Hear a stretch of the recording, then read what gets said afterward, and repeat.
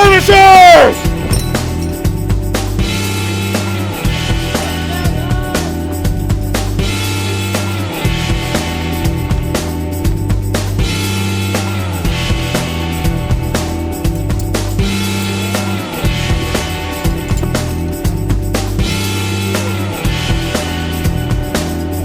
Wait there as well. Keep your legs straight.